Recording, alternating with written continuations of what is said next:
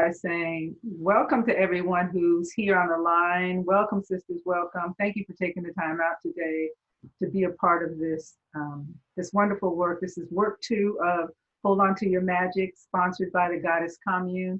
And we have 2 really phenomenal goddesses, herbalists, plant women who are here to talk and share their knowledge, their wisdom, so that we can all learn from them and we can heal in a new way, or heal or deepen our healing in different ways. So as you know, the Goddess Commune's mission is to interrupt the disparities in health and health outcomes for Black women and women of color.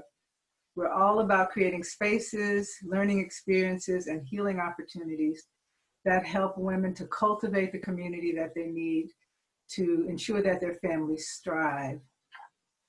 Also, my name is Olivia Shakir. Some call me Mama O, which I love. I'm the founder of the Goddess Commune, and I want to begin today's event as we did last week. We're taking a moment of silence. Everyone, please mute your microphones. I think it's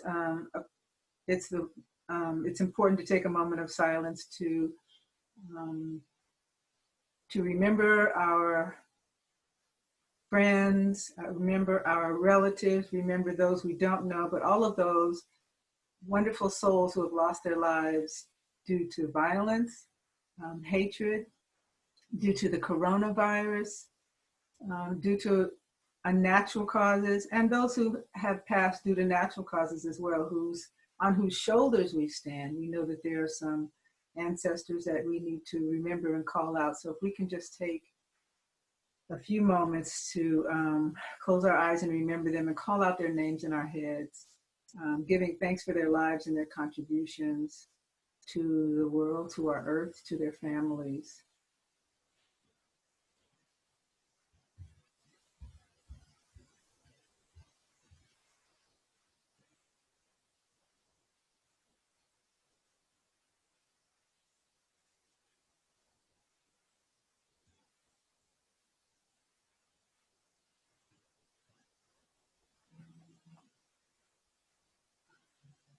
Ashe.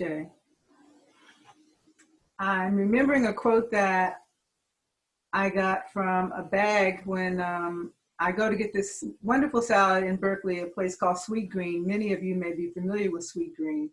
It's our favorite place to get salads that are fresh and tasty. And on this bag, I saw a quote, and it always says anonymous, but the quote is, "The choice we make about what to eat, where it comes from, and how it's made have a direct and powerful impact on the health of individuals, communities, and the planet." And I want us all to hold those words and think about that as we go through today's lessons of healing. And then lastly, I want to just offer a brief prayer to the ancestors, because I think that's important as well. Dear ancestors, we are grateful for the many lessons on the power of plants that nourish us, heal us, cleanse us, and strengthen us. Help us to remember that as our oldest ancestors, plants are our sacred and esteemed family members. Help us to tap back into the tribal knowledge of plant medicine to bring back the serenity and balance so that we may all thrive. We ask that you feed not just our bodies, but also elevate our souls and our spirits to the highest vibration possible. We ask you to continue to nourish the soil with your life-giving offering of rainwater and protect our Mama Earth from the foolishness of the ignorant and arrogant ones. We commit to being grateful for the taste, touch, smell, and healing that each plant ancestor brings to our bodies, our spirits, and our tables. Ashe. Thank you, everyone. I appreciate it. I have someone from, my niece from New York are you connected to our, tell me the meeting is over. I'll send you a link, so. Thank you. Okay. Okay, so someone can't get on. I'll make sure I take care of her. So now that we're grounded, I want to remind everyone to mute their phones, if you don't mind. There will be an opportunity for everyone to add comments in the chat or questions in the chat, and we'll have opportunities to actually speak out with our own voices when the presenters ask questions. So this is the second of 3 virtual events being sponsored by the Goddess Commune. We recognize that the wonderful dynamics of being in a space with other women, feeling their energy, feeling their love, cannot be replaced with this virtual platform. But I think that we can do an awesome job to bring up the vibration and help us all to feel our power, our greatness that we all carry. We trust that your spirit today is going to be renewed by what you learn and what you hear. And without further ado, I want to introduce Alicia Holcombe, who is an entrepreneur, founder, and owner of Bijou Organics. She is here in Oakland. She travels the world. She's a generational herbalist, medicinal plant enthusiast, and urban business coach. She has some awesome body care products that I have tried myself and have fallen in love with. She teaches how to produce these products. She educates in lots of different ways. Her products are free of harsh chemicals, preservatives, and carcinogens. Her life's purpose surrounds wellness advocacy and bringing experiential wellness to her community. So I would like us to put our hands together or snap, because here comes Alicia Holcombe. Alicia, thank you. Hi, thank you so much, Mama O, and thank you, Sister Goddesses, for joining us from all over the states. It seems like I'm just really glad that we have a fearless leader like Mama O to be able to kind of roll with the punches as we move through COVID and everything else in life, so that we can have this virtual offering. I hope you guys all get something out of it. Hopefully you have your notepads or whatever it is that you need to take notes. I will ask a couple of questions. So perhaps you can use the chat feature to drop answers in there if you'd like to. And I'll definitely give an opportunity toward the end for questions. So we'll go ahead. I'm going to go ahead and start a slideshow. Give me just one moment, sisters. Okay, there we go. And so this installment of Holding On to Your Magic, presented by the Goddess Commune, will be focusing on cultivating plant medicines, and then also its intersection with generational healing and land sovereignty. And so one of the first things that I was curious about, just to kind of prompt you guys, was how is it that you personally are healing through this kind of collective world pause? Right, the pause button got hit on us all rather abruptly, but that's not always a negative thing. That's not always a bad thing. There can still be healing that can be found in some of everything, and I'll talk a little bit about that also the rest of the presentation, because I was able to find healing through even something as difficult as the slave narrative in this country. And only until I went through and did some of that generational healing work did I really appreciate the work of herbalism, the work of land stewardship, and the people who who produce our foods and maintain the lands around us, so that we can continue to have plant medicines and healthy whole food. So that's just a question that I'd like to leave with you guys. If you do have answers, you can definitely drop it inside of the chat, and we can shout you out, or you can just put it inside of your notebook and just kind of ponder on it as we go through this time. This is a symbol that I think a lot of you are familiar with. I think the symbol for Sankofa, which is to go back and fetch it, go back and get it, go back and get your stuff.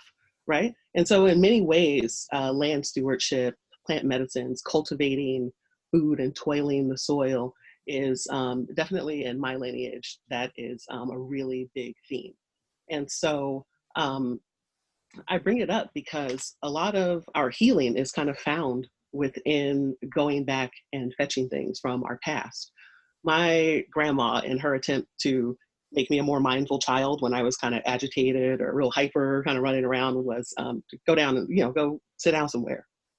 And as a kid, you don't really want to hear things like that. But again, it was her opportunity to instill mindfulness in me. And so I take times like these, like now, where we have a collective pause, to be able to get back and figure out what it is that I'm feeling, what is it that I'm needing, and to kind of intentionally cultivate things within myself. Something that I call engineering myself. If there's something that needs to go, right, I can do the engineering work and cultivating a new part of me. And it's very similar to what a lot of farmers and land stewards and caretakers and things are able to do with our food, and making sure that it's good and nutritious and it's robust and it does all the things that we expect for our foods to be able to do for us. And so that's a really important practice. I do the same with my nieces and nephews now. Just sit down, be quiet. You know what I mean? You don't always have to be running and like in the game. And I think that's something that the world kind of got caught up into for a really long time. And so now that we kind of have this collective pause, it's definitely an opportunity for us to consider what we've been doing and to reposition ourselves. So our ancestors had a lot of different ways in which we could care for ourselves. I would say mind, body, and spirit, right? So food is definitely one of it, but the mindfulness practice that my grandma taught me was another. And so I give thanks for that all the time, because I know how beneficial it is. And I see people all the time now who don't have the same kind of grounding, and you can see how they can get thrown off of balance and ungrounded very, very easily. And so another question that I'll leave you guys with is, what is it that you feel that you need at this time, so that you can be a little bit more mindful and maybe some of the things that you're doing, so that you can be able to obtain that. You can be able to go back and fetch it. If it's something that was in your lineage or in your family, some type of a family practice that could serve you really well during this time.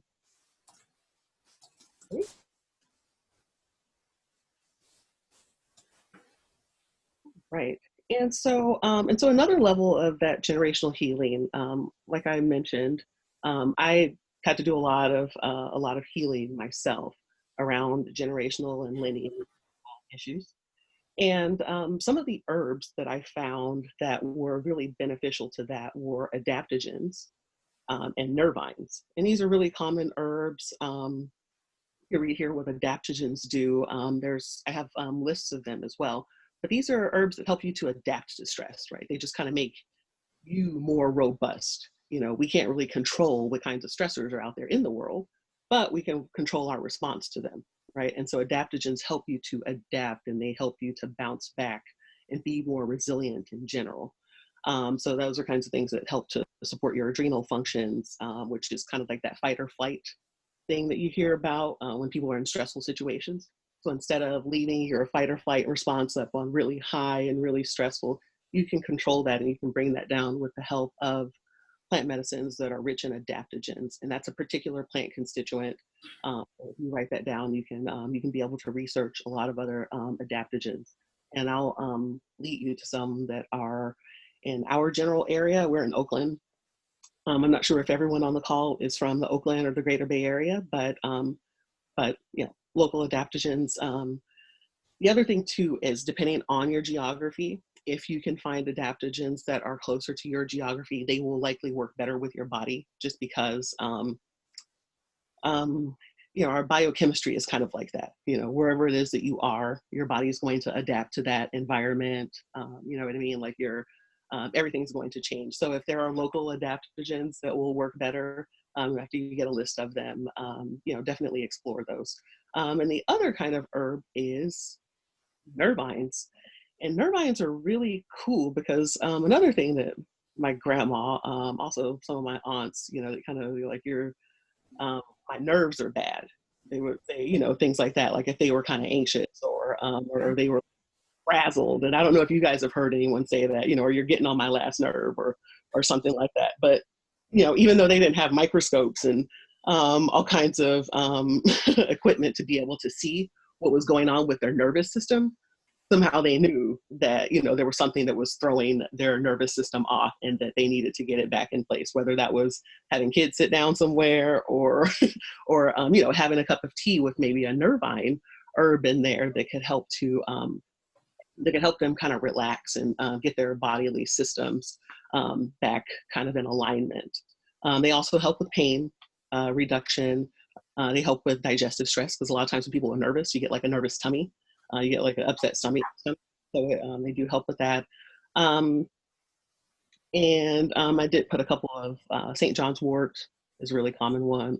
Kava kava, if you guys have ever had that, I think there's a kava kava bar or a few around the Bay Area. And so it does actually have that kind of effect on you, which is really cool. And so, so with that, I just like to say that, plant medicines have helped our ancestors a lot, and they're still available to us to help us get through really stressful times. I don't know if any of you guys are having any stress or any adverse kind of, anything going on with COVID, but just so that you know, there are a lot of different options out there to be able to help you to get through it really smoothly, so you can kind of get back on your square and get back to goddessing, because that's like the really fun part of life, right? Um, and um, and so those are some of the things that may have helped ancestors in that time. Um, Maybe there are things that can help you also in this time. So so maybe look around, consider what there is, and move forward with that. And focusing on today, I wanted to bring light to an area that's really, it's also really brought me a lot of healing and a lot of really kind of fuzzy feelings that relate to my lineage of, family that was sharecroppers and subsistence farmers in the rural South, and kind of moving forward into this urban environment. Like, I grew up in Oakland, but I spent a lot of summers in Alabama and Louisiana and Arkansas. And so those are very different pieces of geography in regards to how many buildings. As you can see, there's lots of buildings and lots of density in this urban area. Whereas in the South, you get lots of fresh air. There's lots of ions that, help to heal and rejuvenate your body. Plenty of oxygen replenishment and less noise and less lighting and all these different things that for a human body is actually really good for you to be able to rejuvenate and kind of bounce back from things. And so this is an actual urban farm. This is to the right is a aerial view of Castlemont High School in East Oakland. So this is back where their football field is. And if you can see this, I don't know if you can see my cursor, but there's a whole area down here that is an urban farm. So a couple of nonprofits got together and just kind of lobbied the school to be able to install this urban farm. They show kids how to grow things. Actually, they start even from seedlings, but from the dirt, right? Because you can't grow anything successfully if you don't have good, rich soil in which it can grow in, right?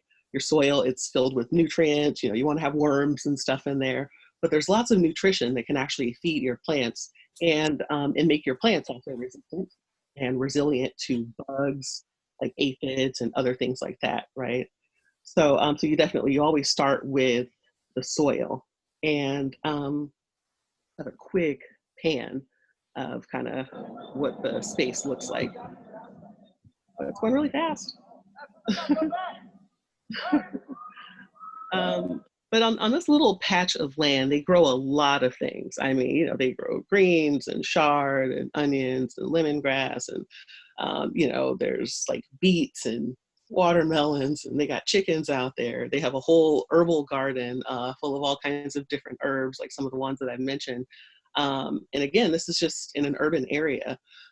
So they've done a really good job of transforming it into some useful land that that kids can be able to learn from, that elders come to this area and they just, they harvest plants so they can have good whole food diets. And this is in the middle of a legit food desert.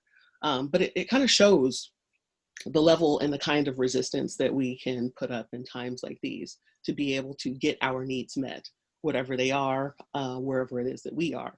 So that's one place, and I'm sure that there are a number of others all over the place. And I challenge you guys all to maybe go out and be able to kind of explore some of those. So, in regards to the healing journey, this really helped me to kind of to put into perspective where it was that my family came from and where it is that we kind of exist now within time. Prior, I had a lot of shame kind of surrounding, this lineage of slavery and sharecropping and things like that until I really was able to put it together and realize that that was actually very empowering, coming from people who were that close to the land, who understood the land that much, and who were basically masters at transforming the things that came from the land. Well, one, growing, things and practically anywhere, repropagating plants that they could collect from different places. Even grits wouldn't exist if it was not for, for Black slaves in the South, because other people didn't find it to be very valuable. So it was a lot of sharecroppers and a lot of enslaved Africans who held on to those hominy seeds. And, and that's one of the reasons that we have a nice variety of grits today. And so, things like that were like really empowering to be able to hear the kinds of medicines that that people would utilize in that time, and how we contributed to their survival today, and how places like this, how Castlemont and how other places throughout the urban neighborhoods and all over the city can possibly be a part of that that rebirth. You know what I mean? And that point of survival today. May I interrupt just for a moment? There was a question on the chat. I know you can't see the chat with your screen shared, but she asked how long it took to develop the farm. Do you know? I believe this farm is going into its its fifth year, if I'm not mistaken. It didn't take that long to get it, to grow to the point that it is now, because they've been producing pretty well for the past couple of years. I've been going up there. But I'm sure within like the first year, with some good, well-trained farmers who know the land well, you can get a good crop within, 3 to 6 months, depending on what it is that you're growing. But as far as I know, I think they've been out there for about 5 years. I can find out exactly and let you guys know later. I'm not sure if you guys know Sister Brandy Mack. She works a lot with this particular farm, and also another rollout that she's doing, which is Sankofa Gardens, which will be using a lot of starts, likely from Castlemont and other larger farms, to come out and install gardens inside of neighborhoods. They're working with elders now, but they definitely like to be able to install more gardens within neighborhoods. Maybe like 2-3 different neighbors together for like pretty large yielding gardens that could really take care of people as we move through the summer, or through the spring, summer, and like into the fall season. So yeah, this one's a couple of years old, but as you can see, it does yield quite a bit of food. I'll do the video again. I don't know why it's so fast, but it's about a half acre. It's about a half acre of space, and this is one, and there's a couple of others on the further side of the school. So there's that. And so I also wanted to leave you guys with a few local herbal allies. And I picked these, not because they're the only ones, but because they are pretty identifiable. And also due to the season, we happen to be in spring still, really close to summer. But some of the herbs that kind of show up to ally our bodies, one of the top ones I picked was cleavers, because whenever I start seeing the cleavers kind of pop up, it's a reminder that the seasons are changing, and so it's time to do something different inside of our bodies, so that our bodies can change too, and so it can adapt to the weather changing and everything. And so cleavers are a really great herb for lymphatic flushing. If you actually touch it, this is the herb here. It's the backdrop behind the words local herbal allies. And you may be able to see some of the little, there's these little fibers on there, and they actually cleave to things, right? Like, to hands, not in a painful way, not like singing nettles style, but they will cleave to your clothing and to different things. And so that's a really good way to be able to identify it if you see something like this growing around the springtime. And also if you rub your hands, along the back of the plant, you can kind of feel that grasping of the herb. And so that kind of has the same action as it moves through your bodily systems, just kind of cleaving to all kinds of random impurities that you've built up through the winter time, and just releasing that from your body. Because again, if your body's not trying to move stuff through that it doesn't need, it gives you more energy. Like you actually do feel better. You feel more robust, because your body's not trying to work through and push things through its systems that are not beneficial to it at this time. And so, yeah, so I put all the seasonal stuff kind of over here. But then there's also some things that are very particular to keeping us a little, keeping up the fight against the Rona and other viruses and other kind of yucky things out there. Oregano is a very powerful antiviral. So is thyme. They're very common. They grow all over the place. So is mint, astragalus, ginger, and there's I have a whole list of other herbs. I just didn't want to kind of overwhelm the screen, but there are a lot of things that we could be taking. That's actually a lot of what is inside of my tea today. I've been putting oregano and thyme in like my daily tea, and then supplementing it with different things. Mint, sometimes lemongrass, sometimes ginger.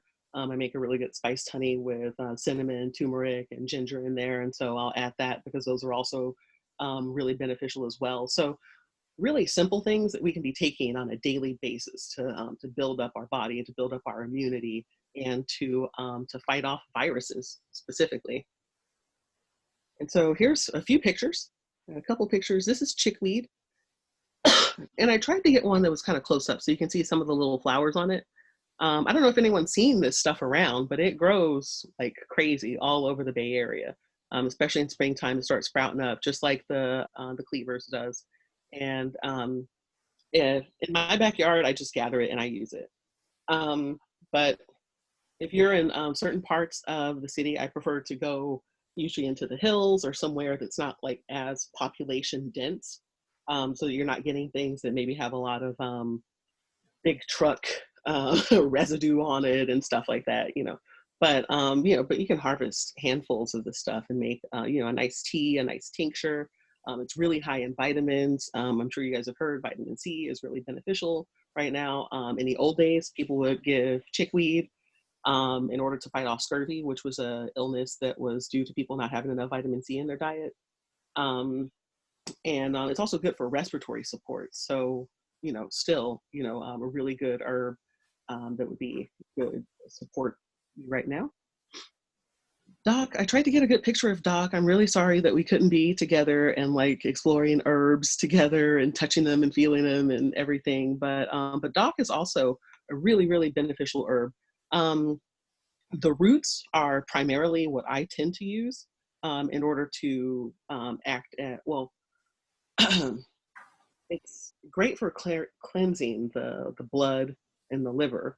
I'm one of these people. I was born with a sickle cell trait. So I don't have sickle cell anemia, but I have the trait. And so there's still some illnesses that tend to come along with that, one of which being some issues with anemia sometimes. And so, whenever I start feeling a little weak or, I can tell that like my blood could use a little boosting on the hemoglobin side of the game, I will toss in some Doc. It does have a bitter flavor, but I'll toss some of that inside of some tea, or I'll tincture it and just kind of have it around in order to sort of boost up my blood strength. And so it's really great for that. And this is around all the time. Sometimes, I grab some when I'm at the lake and different places. And it also does a good job of facilitating wound healing. Okay, and we have a couple other things here. Licorice is a very potent antiviral, the root of it. It's also got that nice sweet flavor. So if you're making teas, it's a nice way of being able to add some sweetness to it without adding a gang of sugar. People with blood pressure, it can increase your blood pressure. So, you do want to kind of be careful about that. Look into it a little bit more, maybe even talk to your primary healthcare provider about the best amount for yourself, but licorice has some great benefits. And astragalus. This is a pretty good picture. The root is also the part that we mostly use for the immunity support. I have a great recipe for an astragalus chai with a bunch of other spices in it. So that's really yummy.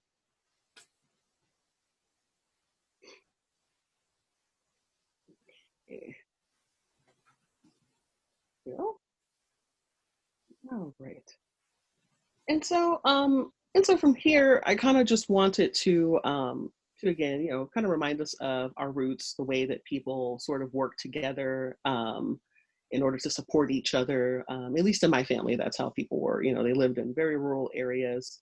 If one person had a bunch of, some type of nuts or some type of a crop or something, and someone else had something different, it wasn't a big deal for people to be able to swap and exchange and support each other. And today we refer to that as mutual aid. So, but that was just community. That was just the way the communities worked and operated. And that's how people were able to make it with very few resources. And so this time, as we kind of move through COVID and just, a lot of other things, even after, COVID is like under control and we are able to kind of move through our lives as we please. I still encourage people to seek out mutual aid networks of people that can support you and that you can support, and also looking at your resources to be able to have an idea of what it is that you have an abundance of, or something that even if, all of us are not necessarily made to be farmers or gardeners or anything, and I completely understand that. But if maybe there's a part of your yard that you don't mind someone who is a farmer or gardener being able to use in order to produce something, or if you can financially support someone else who is doing work like what's being done at Castlemont and other urban farms and gardens and things, it can be really beneficial to moving through a lot of things. Again, I find it interesting that COVID sort of happened in the springtime because everything's in bloom, right? Like there's plenty of everything everywhere. It's so amazing. We'll kind of move through the summer, see what happens with the water situation, and then we have the fall and the winter and stuff. And those are really going to be the times where it might be important to be able to lean on each other a little bit more. So I just kind of think it's important for us all to start looking at those mutual aid networks now, and figuring out where like the support systems can kind of be built up and leveraged a little bit more now. So again, supporting kind of land justice, land sovereignty, just like that project at Castlemont kind of, was born out of people saying like, hey, this is a place where, a lot of people live around here. They could really use a lot of fresh food. This is a food desert. And instead of, us complaining about it, like we can actually transform and change things.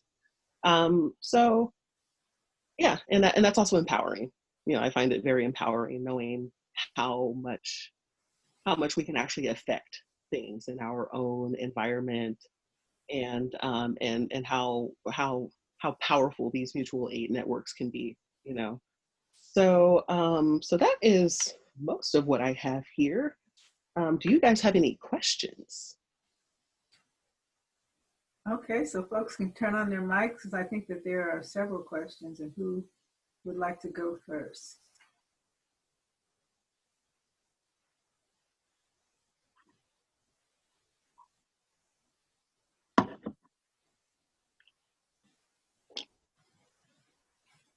Hi, Alicia. I have a question about the cleavers. So what do you use them like in teas, or do you cook with them? What are you doing with the cleavers? So I like to make like a tonic with them in springtime, just a nice tonic to kind of take for maybe like that first kind of month as we're transitioning out of winter. So you could do a tonic, you could do a tincture, which is usually more alcohol based. You can add the herb to an alcohol and let it sit for 4 to 6 weeks, kind of shaking it every day to get all of the plant constituents out, and then strain it, and then you can take it that way. You can chop it up and add it to tea and just drink it straight up as tea like that. Um, um, those are the primary ways that I take it. Like I drink it. You could, if you chopped it up fine enough, because it does have those little prickly things, and like I said, they're not painful. Because people eat nettles all the time, and those actually do have a bit of a stingy action to them. But people put that inside of like stir, we'll cook it into like a saute or stir fry kind of a thing. So you could do that too with cleavers, but I find it fine just in tea, in tinctures and little tonics and stuff, and it's perfectly fine. It has a very mild flavor, very, very mild flavor. Did I turn the screen off? Okay. Oh, I turned it off so that folks could see. Okay. So, I have a quick question, and then I'll let other folks go. It's actually someone else's question they asked about. Was that you, Kande, asked about the dock? Is that a shorter word for, what was the name of it? Kande, are you there, or was that? No, I am. I'm right here. Yes, I did, because I'm not familiar with dock, and I was just wondering, is dock different than burdock? Is that a cousin, or can you talk a little bit more about? Yeah, so burdock is definitely a different root, but dock in general, which you'll probably likely see a lot of, is yellow dock. And dock is like a general English word for like a root kind of a plant. So it's just kind of like a place filler for that. But this particular one we do have around here a lot. So I tried to show the top and like what it would look like above ground with those the way that it would kind of look on top. Sometimes you'll see like green leaves around there. And the leaves are fine. Like you can add those to salads and stuff and get some really great benefits. But a lot of like that really potent kind of blood purifying portion is really inside of the root of the plant. So you would have to dig it up to actually get to the root. And so yeah, dock is just a general word for root. And there's a bunch of different varieties too. Okay. Cool. So that's pretty much the most of my presentation. If you guys do have any other questions or you want to be able to get in contact with me, again, I'm Alicia, owner of Bijou Organics. I am Bijou Organics across all platforms, bijouorganics.com for my website, and Instagram, Facebook is all Bijou Organics. That's BIJOU Organics. And thank you guys so much for your time. I really appreciate you taking time out of your really busy schedules and spending some time with us here at the Goddess Commune. Hopefully we can see each other in person one day and we can explore and kind of touch and make things with some of these herbs at some point. And I wish you guys all the best. Again, thank you. Thank you. Thank you, Alicia. We appreciate you today. And please feel free to stay on. There might be a few more questions, and even before Chef Mieko begins talking, I see there's a question about, should I look on YouTube? Pamela, you had a question about making a tincture with some of these herbs, and how do we identify and cook a root, and so on and so forth. So yeah, I'm feeling a little 101 here. I don't make my own tinctures. I certainly know how to make a tea. But I'm wondering how I appreciated very much the entire lecture and the most recent part about focusing on the root of this particular herb as opposed to the leaves, that those had benefits, but that the root was to be focused on. So I wouldn't know what I'm looking for, and I'm not sure how I would prepare it. But that's why I was just asking, because there's been such good advice in this chat box. Should I go to YouTube and just call that up? I'm a little Wilma Flintstone. I know for some people on this, that is not even not a cultural reference at all, but technologically I wouldn't know how to do this unless I watched it being demonstrated. And I'm pleased to come back to the Goddess Commune to do that, or to go to YouTube and to try to catch up with our younger sisters. Thanks. Yeah, and were you speaking about dock in specific, Pamela? Yes. Yeah. So yeah, pretty much, and again, the reason why I showed the top of the plant was so that, if you were walking by or you were in an area, you would know that. No, I appreciate that. That's perfect. I just don't know what the bottom looks like or what to do with it when I get it. So yeah, probably, I would say 6 to 10 inches from the base of the plant. I'm a plant nerd, so I could drive around with a spade in my trunk. So I love it. So I'm ready for whatever, but I would pull out my spade and I would start digging about like 10 inches around the base of the plant, kind of looking, digging around and like finding the roots. And then I would probably just break off a few pieces so I could get what you know, I And wouldn't. what color is the root? Is going to be dark or is it going to be light? Is it going to be It's gonna thick? be light color. It's gonna be light color. Thin? And if Is it it's like stringy or like more like a trunk? no, it's gonna be like a turnipy kind of a Okay, all right. I know what a turnip root looks like. uh-huh. And yeah, so it might be interesting, like if you do find a couple of them to just kind of experiment and you know what I mean? Okay, I'll continue our chat offline. Thank you everybody for joining us. Sure. Of course. And so, of course, I would want you to put your contact information in the chat, Alicia, if you wouldn't mind. And there's also a question about whether or not you do any educational apprenticeships or programs. Right now I have an ebook together which is Practical Urban Herbalism.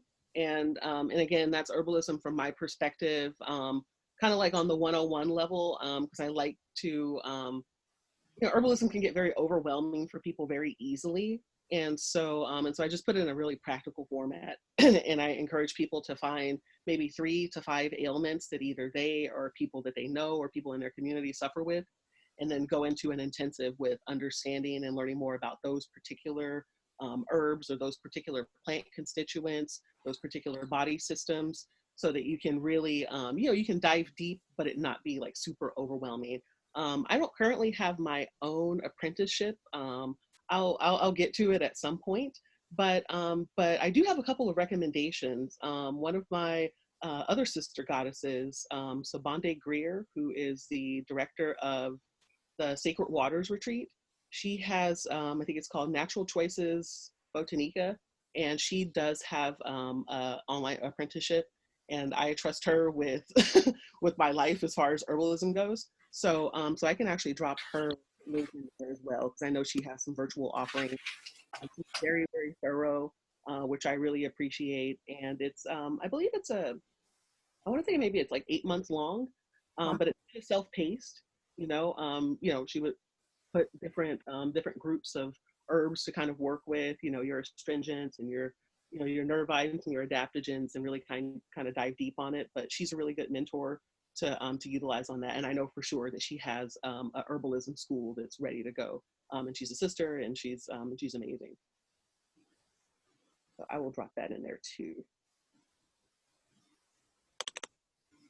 Okay. And again, you guys can always reach out to me. I'll put my email address in as well. Send me questions. Even if I don't know, I will, you know, send you to people in my trusted network, because I am still learning too. Herbalism is like a lifelong pathway. You know, I don't think any of us ever know everything, you know, but what you end up relying on is your tools and research, you know, research. And it's fun. Definitely. Thank you again so much. And Chef Mieko is going to give everyone a little assignment before her talk begins in a few minutes. But Alicia, we are so grateful for this wisdom. And we know you've been doing this work for a while, and you really understand plants, and you're so connected to that. So we will reach out to you with other questions. Definitely. Oh, yeah. Someone's using calm.com. Yeah. It's useful. Okay. I'm loving that. Okay. If I can jump in real quick, Alicia, can you mention your other company and some of the products that you have? Because some of those are great for healing as well. Oh yeah, absolutely. So my other company is Mod Apothecary, and Mod Apothecary is my cannabis line of herbal products, because cannabis is an herb too. Also really great for anxiety and pain relief and all kinds of other things. I launched a spiced version of my infused honey, which is infused with cinnamon, turmeric, and ginger. And it's available at a lot of local delivery companies, so it can actually be delivered to your home. It's also on the shelves of Bloom Dispensary, that's BLUM in San Leandro.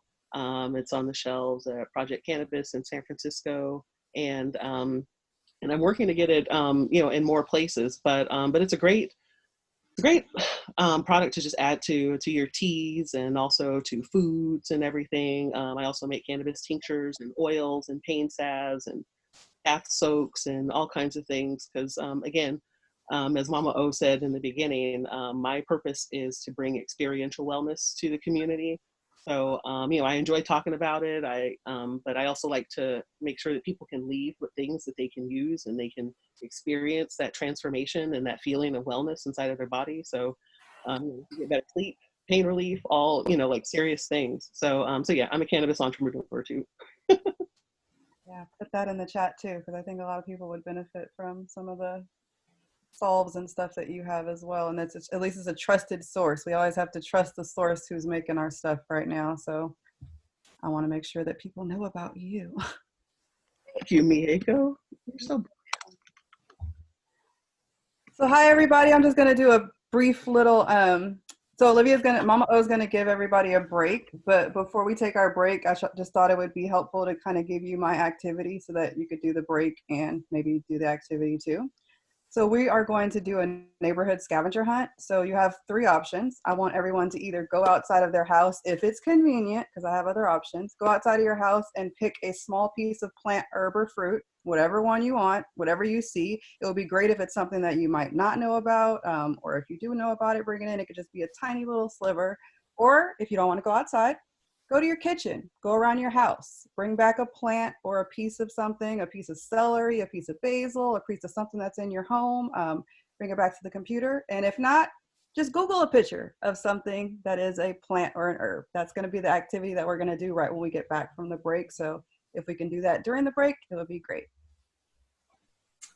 Okay, everyone. So please take some time to get some water or tea or take a little bathroom break. Thank you for our homework assignment. Chef Mieko, we will do that, and I'll play some music and we'll come back here exactly at 2 p.m. All right, does that sound okay to everyone? Don't get lost. Mieko, did you have some words before we? Nope, that's it. Okay. Thank you again, Alicia, Bijou Organics. Thank you. And my apothecary.com. Okay, there you go. All right, see everyone soon. Let's have a little. Okay. Welcome everyone, welcome back. Welcome back to the Goddess Communes, week 2. Hold on to your magic. I'm excited that we have a phenomenal sister who will be bringing us a lot of great wisdom. Are we all back? Everyone got your plants in your hand or your notebook with you? So this is part 2 of part 2. And I want to do an introduction, of course, because I have to talk a little bit about Mieko, whom I've been acquainted with for a number of years. She is a extraordinary young woman. And I know Mieko and her daughter, Kamari or Cami.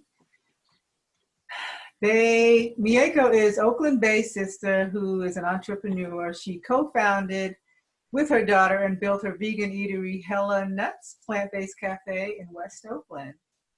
She is the brainchild of this minority-owned mother-daughter plant-based duo. And they created a podcast that I would love Mieko to share with everyone before we leave today, because there are some incredible things to learn about, and she has done a number of interviews that I think will inspire you in numerous ways.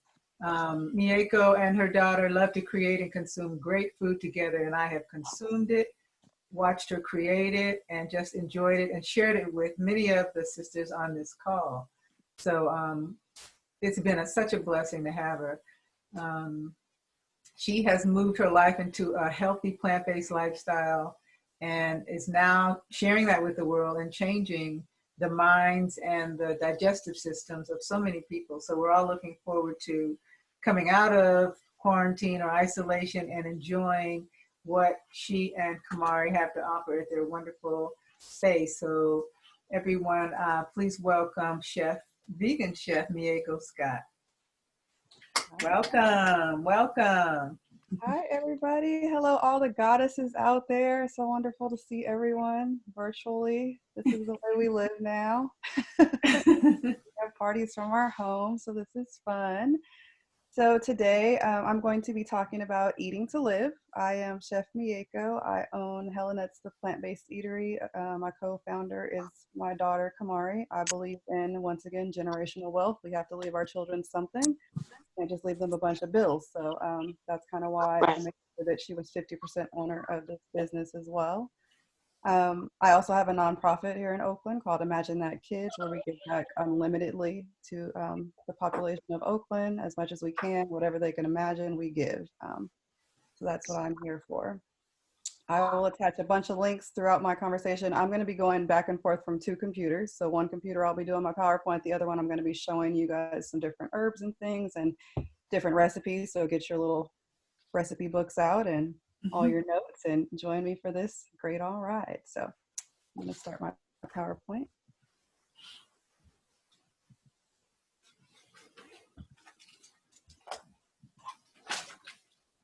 All right, so eating to live. I want everyone to remember this. Whenever you begin intaking new foods, plants, herbs, and medicine, give your body 7 to 14 days. Nothing happens overnight. You cannot plant a seed and get a big piece of fruit the next day. So a lot of people, we have it in our minds that, hey, I started taking this vitamin C or I started taking this zinc and it's been 2 days and I don't feel anything. Guess what, guys? You're not. So just want to put that out there. Everything that I mentioned today, give yourself 7 to 14 days. Sometimes it might take 3 to 6 months. Like you have to really be on a regimen. It has to be an everyday thing. It can't just be, I took some sea moss one day and I took it next month and I didn't really feel anything. I want you guys to stay on a pattern, okay? So piggybacking on what Alicia was saying, cultivating today's land to meet our needs. This is more prevalent today, now more than ever. I mean, we need to take advantage of all the little land that we have, even if you just have a small little patio and an apartment, plant something, plant a tomato plant, plant some basil, buy a little basil tree from Trader Joe's or Whole Foods or something and plant something so that you have something to live. Right now around the country and around the world, some states are banning seeds. So we need to be familiar with that and make sure that we are cultivating our own things because they don't want us to eat, to live right now. Keyword. So let's do a neighborhood scavenger hunt for treasures. So I gave everyone a little activity. Some of us are going to have it. So I wanted everyone to go outside and pick a small piece of plant, herb, or fruit, or go to your kitchen or throughout your home and bring back a piece of fruit or plant. So if everybody could just hold up what they brought back. If you brought something back, let me just see what it is. Yay, we got some stuff going on. Okay now, yes, look at those. Good job. Yes, good job. Everybody's been listening. That's great. Okay, so I want to take some people to get off mute real quick. I want to do a little activity so that we can kind of just do an icebreaker. If anyone brought something back, if you can just tell us either one of these 3 bullets, just take your phone off mute really quickly. What would you use this for? What do you currently use it for? If it's something that you always use. And do you think that it has any nutritional or health benefits? Because sometimes we buy things just to cook with them, but we don't even know it has a nutritional benefit. So if anyone could just chime in right now, it'll be great. Hey, this is Cleo from Houston. Hi, Houston. Hey, Cleo. Hey, I got some thyme, and I only got it for cooking. Only for cooking. Okay, so we'll talk a little bit about that time. Culinary sage and tarragon. Okay. Yeah. I don't know much about them. I mean, just a shame I haven't looked them up, but I'm pretty sure you tell me what they are. I got them. I cook with them. That's what I do. This is I got some fresh basil. Fresh basil. Okay. I love it on pizza. I love it. Oh yeah. Pizza. Okay. I brought Go ahead. I got them initially because I knew that they were edible flowers and I like eating stuff. But apparently the leaves are really good for immune boosting. So I've been sticking them in my my salad lately, and they kind of have like a spicy, radishy kind of a flavor. Mm-hmm. I have some green onions. They're just for cooking. I don't know if they have any nutritional value. I have something that my family's always used, and you can regrow them just by putting them in some water. So these were just on the counter. Okay. Okay, Mieko, it's Dolores down here in Georgia, Stone Mountain, Georgia. And as you can see in your film there, we planted a garden And in Okay. that garden, it has collards, it has mustard, it has turnips, it has lettuce, it has Wow. okra, it has tomatoes. And I went out and bought you just a little piece of the lettuce that came from seeds that we will be using. Okay. I Nice. love it. Thank you. Wow. Awesome. Anyone else out there got any great stuff? Hi, this is Sylvia from Austin, Texas. I picked some rosemary that's very abundant in our neighborhood and a basil plant that I just got from the grocery store this morning. Look at that. Hello, all the greenery. Yes. Anyone else have anything? I got one. I live in an apartment, so I started an indoor herb garden, and I have buckwheat and beet. The buckwheat is for protein, and the beets are for inflammation. Yum. Buckwheat. Okay. Anyone else got something out there? Greetings. I got rosemary Yes. as well, which is antioxidant, anti-inflammatory, and it helps with the immune system. I use it with a respiratory steam boil, where I put lemons, lemon peels, oranges, orange peels, rosemary leaves, rosemary oil, eucalyptus leaves or oil, and sage. Clears the nasal passages, regulates breathing, and breaks down mucus. Oh my goodness. Nice. Yeah, and a lot of us are just using that rosemary to cook with, make our little dishes. Yes. Okay. So may I share? Oh yeah, go for it. Go ahead. I want to hear yours. I also have rosemary, and I use it because it's so calming and just puts me at a place where I feel balanced. But I also tried out a little recipe once that I saw on YouTube to make a nice hair oil with rosemary, and that was wonderful. It smelled good. So rosemary is my choice as well. Okay. Anyone else out there got anything? I do. This is Salome. I just note that my child has grown something. She's 4 before me. And she's got like thyme, basil, and I don't even know what this other thing is over here. Okay, so how to find out. As I hear y'all talking over here, I'm like, okay, I'm taking notes. I don't even know what things look like. Anyone else out there? I have some rosebuds. Okay. Yeah. Yeah. I bought it just to infuse it with some witch hazel for my face, but sometimes I throw it in tea. That's wonderful. Okay, so I'm going to go over just quickly a few of the ones that you guys mentioned. Someone said buckwheat. Buckwheat improves your heart health. It reduces your blood sugar. It's gluten-free. It's a dietary fiber. It also protects against cancer, and it's a source of vegetarian protein. Being a vegan, we always get asked the question, where is your protein? Guess what? There's protein in everything. It's not just in meat. So yeah, some of these things have protein. Let's talk about the sage benefits. Sage, a lot of us use sage like to sage our houses. Some of us use it for different reasons. Sage is great for headache relief. It also reduces stress on the body. It protects against free radical damage. It reduces inflammation. It protects against bacterial and viral infections. And you can use it as a dietary supplement, and it's great for sore throats, and it protects against memory loss. There's multiple ways to use sage. Again, like Miss Alicia had talked about, you can use it as a tea, you can use it as a tincture, you can cook with it, you can also burn it. There's all types of different ways to use this one. Green onions. Green onions, they have benefits such as vitamin K, vitamin C, and it's a very good source of vitamin A. You can also get some vitamin B6 out of them, lots of potassium in green onions, lots of zinc, and we'll talk a little bit about zinc in a minute. And it has riboflavin and calcium, iron, potassium, and magnesium. And then let's talk about thyme. Thyme is great at getting all the vitamin that your body needs during challenging times. Luckily, thyme is packed with vitamin C. It also has a great source of copper, fiber, iron, and magnesium. You can also use thyme to alkaline your water. That's a great way to do it as well, because it can reduce some of the metals and some of the coppers and things that are inside of the waters. Basil. Basil is great for digestion. anti-inflammatory. It's great for skin benefits. So some people can make oils and rub it on your skin as well. It fights depression, which a lot of us are kind of suffering from right now, whether we were suffering before or now. We are all stuck in this house. It supports liver function, helps detoxify the body, and promotes healthy gut health. Lettuce of all types provides calcium, potassium, vitamin C.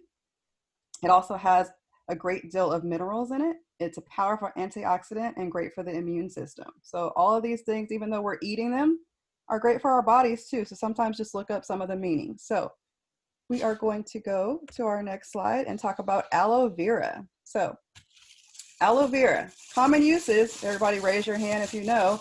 Most of us use aloe vera because we want to heal a burn, soothe a sunburn. That's what we know is aloe vera for. But aloe vera has so many other great benefits, right?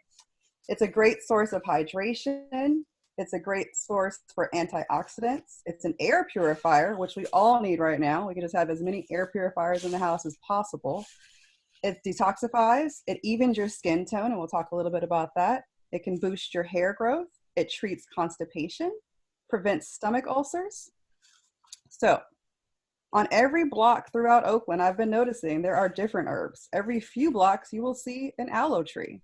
So I recommend, like Alicia was saying, bringing something with you. Some of us have it in the car already to protect ourselves as women. Get a little knife and cut a piece of aloe off. I recommend cutting it from the center and a little bit up high, like Alicia was saying, because when you do that, you can avoid the pets urine on everything outside right now. So if you pick it from the middle or pick it from up high, you can avoid those situations. Aloe is also a very dry plant, so it doesn't need any moisture. Do not cut a piece of aloe. This is the aloe. I'll show it on my different screen. Don't cut a piece of aloe and put it in water. You are going to spoil it immediately. So can everybody see this screen? The other screen? No? No. Some people know. Okay.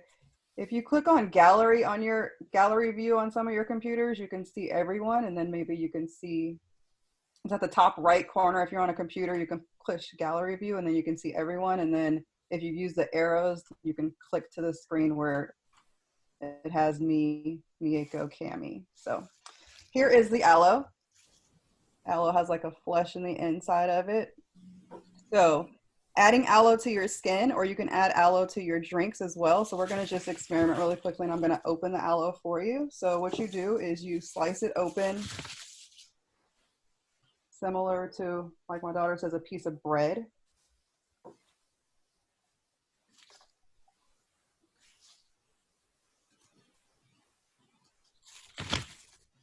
And in the inside, you have this yummy flesh that you see. So with the flesh, use a spoon. This will be better if I go flat, so give me 1 second. So use a spoon and kind of spoon it out, and you'll end up with chunks that look similar to this. Now these chunks, you can rub them on your skin. Kind of give yourself a little skin facial while you're at home. Yes, it's going to be a little gooey like that, but it's fine. You could also put it in your hair. You can also put these chunks in your smoothies and in your juice. This is also the aloe vera juice that we buy from the store, but it's 100% natural. So I would recommend buying that. I'm not buying that, but just finding it in your local gardens and rinsing it off and using it for that. A lot of people are seeing a lot of hair growth from it. Definitely the evening of the skin tones helps with the bags under the eyes. But some things that I want you guys to know about aloe vera. Warning, people with kidney problems, people that are diabetic. Aloe lowers your blood sugar. So if you are diabetic, it's not something that you want to continuously take. It's unsafe for pregnant and lactating women because it might activate contractions. It can lead to miscarriage and disabilities. For the heart, it can also lower the level of potassium, which leads to irregular heartbeats. So some of these herbs, you do have to look into some of the things that could be harmful to you. Oh, give me 1 minute, I gotta push this. All right, so next we're going to talk about hibiscus flower, my favorite one. Let me move this over. So hibiscus flower.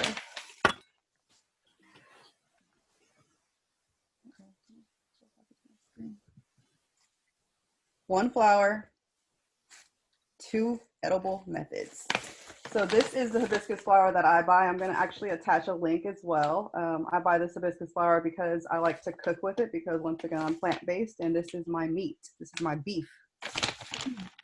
So hibiscus flower, I'm going to show you 2 different pictures. You can make hibiscus tacos, which I love to make with it. And I'm going to show you guys what hibiscus looks like after you process it. So I buy the dry ones that I just showed you guys. And this is the hibiscus meat. After you boil it, I boil it 4 times. I put a pot of water and the dry hibiscus flower in a pot. And then I do that method 4 times, because the more you do it, the more free juice you get. Super excited about that. So you boil it a bunch of times and you just strain the water off, and then you make yourself a tea, which some call sorrel. And with that, you can add different things to that. So we'll go back to that portion of it. So this is the hibiscus flower once it's all the way done. So as you guys can see, I'll use my glove just to pull one of them out, just so that you guys can see it. It looks like a piece of shredded beef. So basically you just season it. Once you go through this process and get all the water out of it, you then put this hibiscus that's already boiled inside of a pot of warm water, fill it up, and then put a cup or a half cup of vinegar, coconut vinegar, apple cider vinegar if that's what you use, or you can just use regular distilled vinegar. Let that sit for about 45 minutes. Pour that off, rinse it one more time, and then you have your meat. From there, you just season it. I freeze it sometimes. Sometimes I season and make it with cabbage, and so it's like corned beef and cabbage. Sometimes I put in the tacos, as you guys can see here, and we make what they call birria taco, which is really good. Great health benefits as well.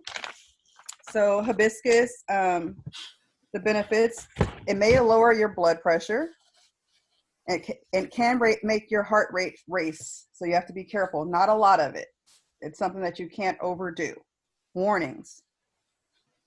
It may lower your blood pressure. So perfect example, my daughter, she drank a lot of it because, again, every time I make just a little bit of it for us to eat, like right now, I end up with 3 gallons of tea. So who has to drink the tea? We have to drink the tea in the house, right? So one day she ate a bunch of tacos, because who doesn't like 5 to 10 tacos when you make tacos? And then she tried to drink a bunch of the juice and got really lightheaded. Heart started racing really bad. And so we ended up Googling it to find out what was going on. And we found out that her blood sugar had lowered, and it did make her heart race. So be careful with, again, a lot of these things that we're telling you about today. Everything is moderation. Don't overdo it. Jamaica/hibiscus is also very rich in vitamin C. It helps with depression. It boosts your liver health. It can help fight bacteria and help starve cravings. So if you're having any cravings right now, definitely really great to do. So we'll talk a little bit about how to make the sorrel. So this is my favorite. This is the Jamaica juice, but we call it black cherry Kool-Aid because we want to drink Kool-Aid. So with us is we'll just boil it and have this here. And so while it's hot and it just got out, you can add your sweetener of choice if it's a powdered sugar or a granulated sugar or any kind of sweeteners, agaves or syrups. It's best to add it when it's hot.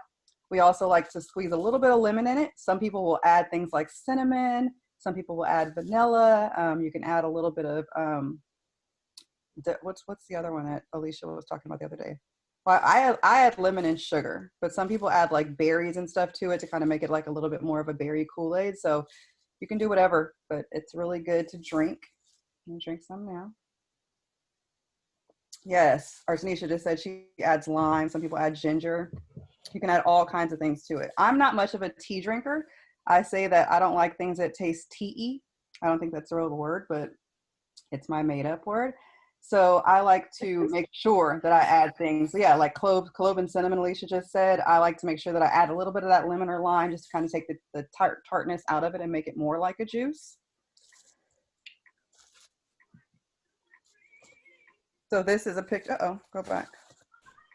Wait a minute. Okay. Oh, let it go away. So we'll go to the next slide. All right, so next we're going to talk about rosemary. Rosemary, as Mama O just said, is great for hair growth. It stimulates your hair cells.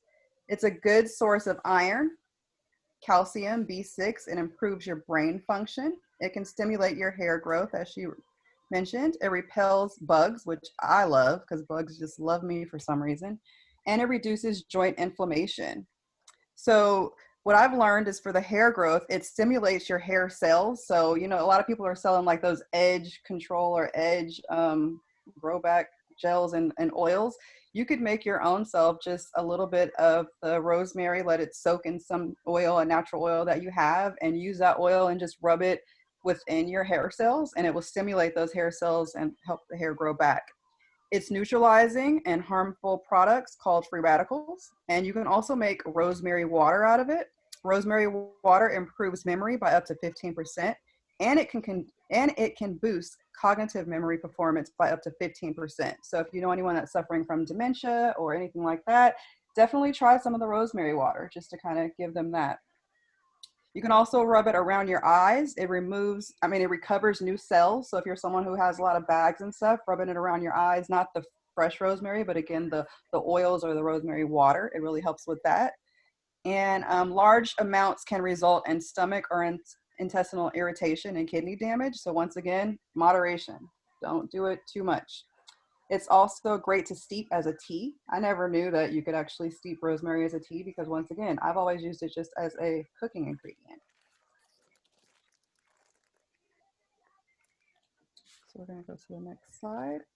All right, so now we're gonna talk about must-haves. And within the must-haves, I am going to go over some of the links. I'll attach them in the link box, but are there any questions before I move forward? Did I miss anything, Mama O?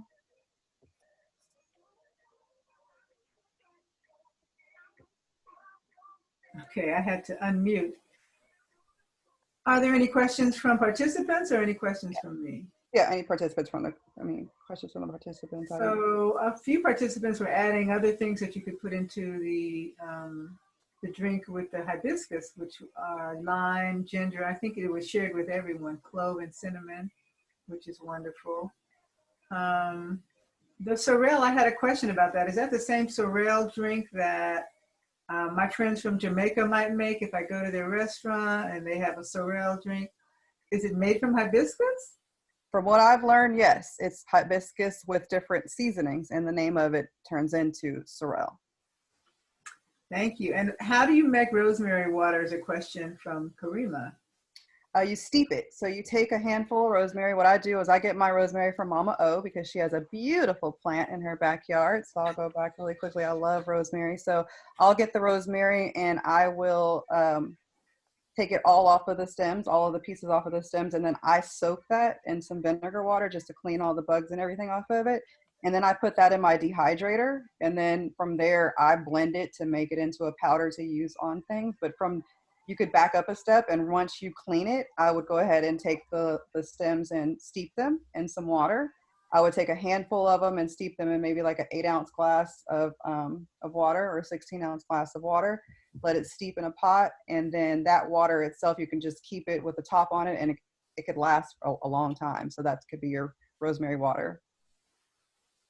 I hear that it's best to steep it with a clean water. Some people could use a distilled water to make sure it's completely clean and cleansed. That's probably the best way that I would recommend. And for steeping, for me, what I've learned is I like to get a pot and fill it with tap water because I don't drink tap water, but I'll boil to steep. So I'll put the tap water in the bottom of the pot, and then I'll take one of my mason jars like this and put my distilled water and my rosemary in it, and then put this inside the pot and then let that steep and let it steep, let the water boil, and then turn it off and just let it sit in there. The longer you let it sit, the better the herbs and stuff will come out. You can let it sit for 3-4 hours sometimes. Some people remove it right away, but the longer you let it steep, things will come out. You don't have to worry really about draining the rosemary out, because once you do that with any herb or flower, I've noticed that everything kind of just settles to the bottom. So everything can kind of be on the bottom. Thank you. You're welcome. So these are my must-haves, and I'm going to go to the chat, and each one I talk about, I will attach a link on how to use them. And where to buy them. So the first one is oregano oil. So I don't have that one with me, but I have a link. Oregano oil is a must-have. It boosts the immune system. It kills off all bad bacteria. It's a natural antibiotic. So you guys hear that? A natural antibiotic. So you don't have to go get an antibiotic from the pharma. You can have a natural one. It helps treat yeast infections, which a lot of people don't know. It's treating fungal infections. It repels insects, again, something I love. Can be used to treat athlete's foot, canker sores, psoriasis, rosacea, varicose veins, and warts. So with the oregano oil, I like to buy the 100% pure oregano oil. I don't like them to be mixed with the oil, because if I want to mix it with the oil, I want to mix it with an oil that I want to use, not what they want to use. So you can buy the pure oregano oil, and I will go ahead and attach that link right now. They have it on Amazon. Sometimes it'll be a bit pricey. It's about $30, but that's because, once again, it's pure oregano oil, and that's what you want. You don't want the ones that are mixed. With the oregano oil, you want to always mix it with something. If you're going to take it through the mouth internally, you want to mix it with an oil or mix it with a water. Put it in a glass of water like this and mix it in and drink it. Don't ever just take it straight unless it is half and half, maybe oil and then the oregano oil as well. So I just attached that link for the oregano oil. The second one I want to talk about are zinc lozenges, which I just learned about. Zinc lozenges, zinc is good because viruses can't bind to the respiratory cells that have coated with zinc. So if you take zinc, it coats all of your cells within your chest, and all viruses can do is just bounce up against it and bounce off. So it's great for times right now when we are suffering through a virus pandemic, to make sure that nothing can latch onto our cells. Zinc lozenges, you can find them. This is the one that I buy. I buy this one at Berkeley Bowl.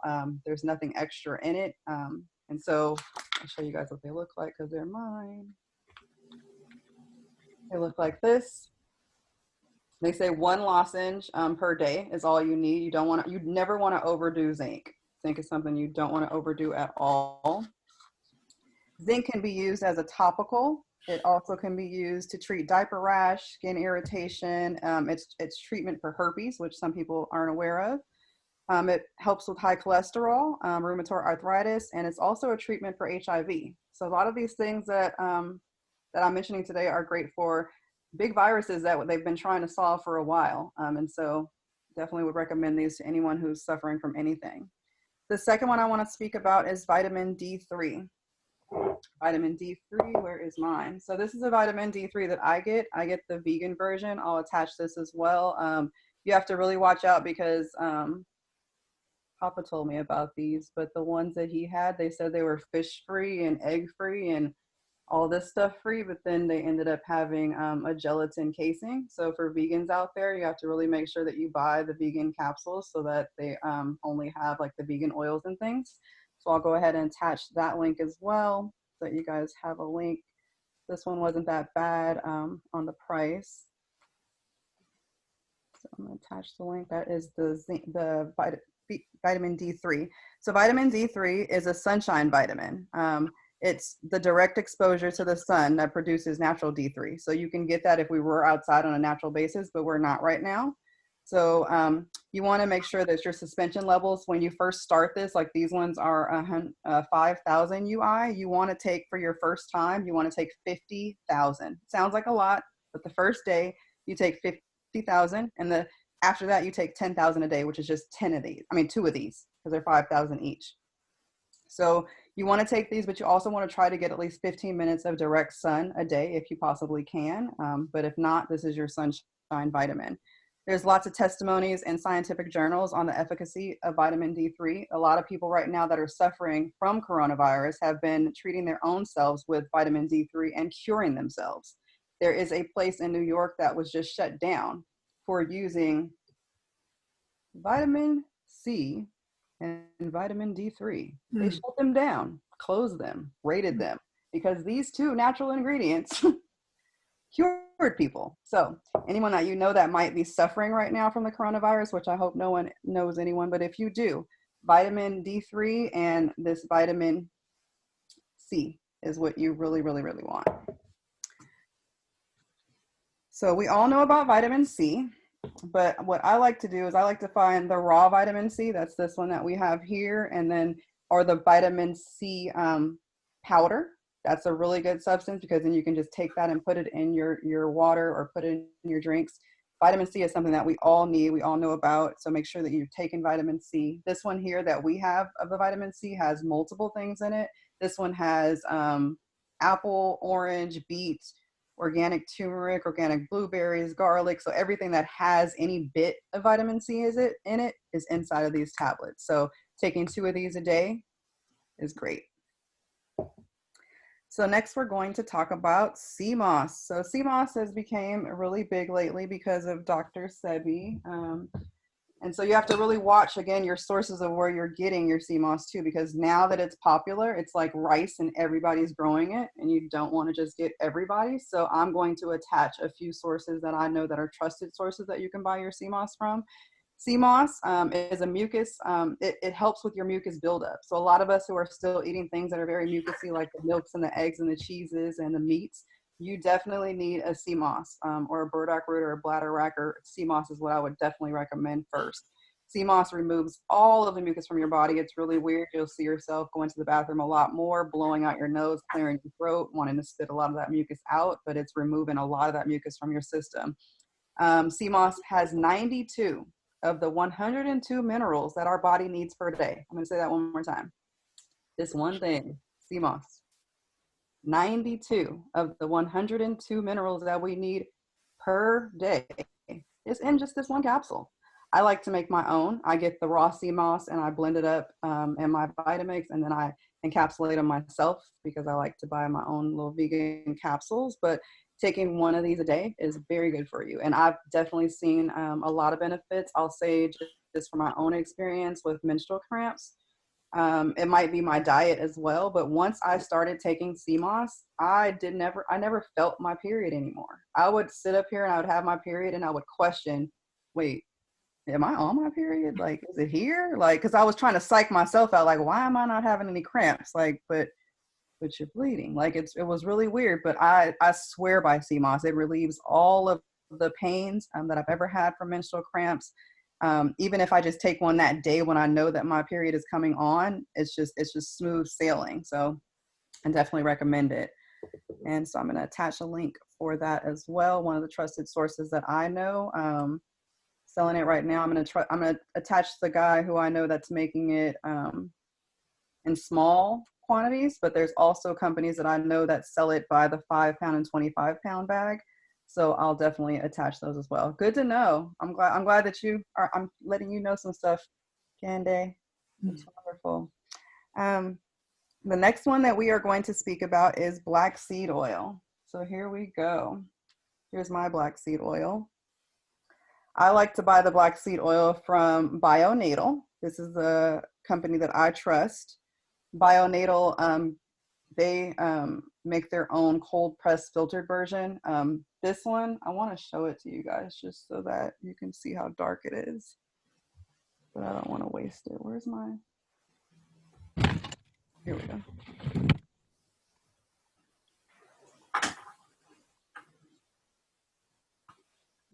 Okay, I'm gonna pour it in here for you guys. Can you guys see this? Okay.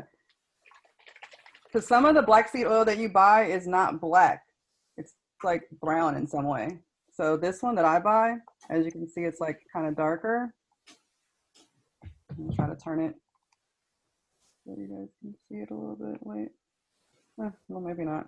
Trying my best. But that's the black seed oil that I buy from Bionatal. It's super strong. I don't want to waste it, so I have to take some. But I can't take it by the mouth. My daughter likes to take it by the mouth. I can't. It's too strong for me. I go get a capsule and I put it in the see right now I can't even deal with it. I get a capsule and thank you. I put it inside of a capsule and I take it because I can't take nasty things, but I know it's good for me. But black seed oil cures everything but death. That's the best way to put it. That's how our ancestors used it. It's great for asthma, high blood pressure, diabetes, inflammation, cough, headache, eczema, fever, dizziness, the flu. Perfect example. My daughter thought that she might have been coming down with the flu back in January, and she was mad because she had bought some from Whole Foods and I took it back because I had just ordered the bionatal one. The bionatal one is like kind of expensive. And I was like, no, like we're not getting the cheap one. You got the good one coming. And so she got sick and it took like 2 days for it to get here. And she was like, wait, what am I going to do with all my black seed oil? And so finally it came and she took it and she just swears she was better. Like she needed her black seed oil. It's like her own NyQuil. But we try to take it every day, especially if it's a day right now when I'm going outside. If I know I have to go deal with the public, go to the grocery store, go deal with some of my contractors, I make sure that I'm taking my black seed oil, my sea moss, and my vitamin D3 and my vitamin C. Like those are mandatory to make sure that it's immediately fighting off everything. Mama O says she takes black seed oil every morning. Love that stuff.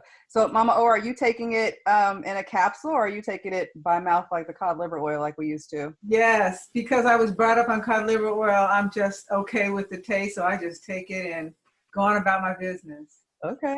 Okay. Anyone else out there take any black seed oil? Wonderful. It looks like Anaya is, or Yomi says, yeah, she's taking the capsules. That's wonderful. So I'm going to attach the link. Artenisha as well. Looks like she takes it. So yeah, I'm going to attach the vendor that I use.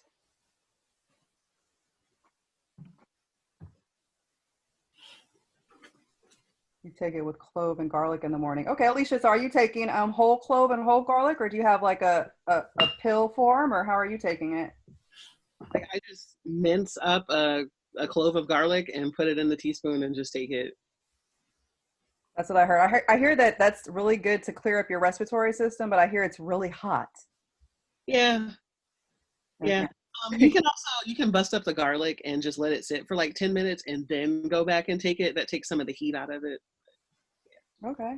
Wonderful. That's wonderful. And so the last one on my list is Manuka honey. So I want to talk a little bit about Manuka honey. For me, the benefits were this Manuka honey. I had a very bad fall a few months ago where I fell face forward and scraped up both of my knees completely. I'm talking about all the way to the flesh. And I probably needed to go to the doctor, but I'm hard-headed and I didn't want to go to see any kind of pharma. So I started Googling like what kind of stuff could I use at home. And at first I was going to get the aloe and just putting the aloe on there and like taping it to my knees and not moving. And I found this remedy online. They said that Manuka honey has been used for generations on animals who have wounds, who have open wounds. And so I was like, Manuka honey, wait, I have some of that in the cabinet that I haven't ever touched. Like, let me try it. So I went and got my raw Manuka honey and I put it on a knife and I put it on my wounds and I left it there for 24 to 48 hours. When I tell you that my wounds completely closed up, my skin grew back, like it took within like 6 weeks for it to happen, like because your skin takes a while to grow back. That's just how it is. But without the Manuka honey, I feel like I probably would have had huge scars still to this day because I keloid from any kind of scar. This is a mosquito bite from when I was 5. So I keloid really bad. So I was really worried about my knees because I'm a lady who loves to wear heels and dresses. And I was like, wait, what about my knees? Like, what's going to happen? So this Manuka honey, I swear by it now. Manuka honey is a lot more expensive than regular honey, but lately I've been seeing it at places like Trader Joe's has a version now. Whole Foods has a version.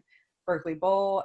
Amazon, when you buy it, it's like $40 to $50. So I would try to find some of the smaller ones, but yeah, Manuka honey is like the go-to. And some of us, again, like we were talking about before, we only use honey or these different things to cook with or like in our tea. But this is a topical. This is something that definitely helped cleanse my skin. It helped remove all of the bacteria that was in there. Every time I would take the bandage off, you could see the stuff that was in there. I don't want to get too grimy, but this helped me so much. I had a friend who her dog had just had surgery and she didn't know what to do. And I told her about it and she rubbed some on him over the wound and bandaged it up. And within a few weeks, like the wound was gone. I could not believe it. So I swear by Manuka honey. All right, so this is the end of my presentation. So I'm going to take any questions now, and I want to talk about a little bit about the bag that is on the screen. So as Mama O said earlier, my daughter and I own a plant-based eatery called Hella Nuts the Plant-Based Eatery. We also have a patent pending on our ground walnut meat. Uh-oh. Siri, I didn't say call Helen. It is Helen. Okay, so we have a patent pending on our ground walnut meat.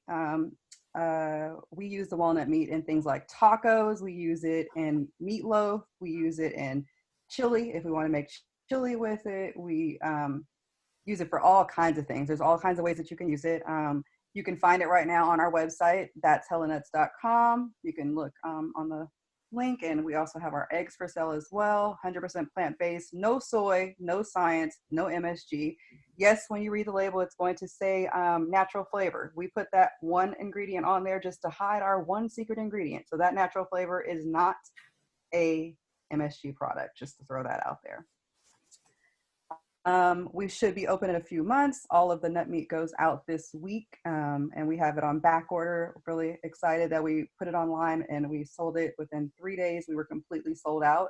It's very exciting to see that people have been buying it as far as Texas, New York, Ohio, Maine. I mean, I can't believe that we're shipping this stuff that far right now. It's really amazing me that people are willing to spend $20 to $30 on next day shipping just to get this product. So definitely try to get it while it's here on your home turf. And I will take any questions that you guys have right now. Thank you for your opportunity to present to you all you lovely goddesses, and have a great Saturday. Thank you, Chef Mieko. We would love to take questions now.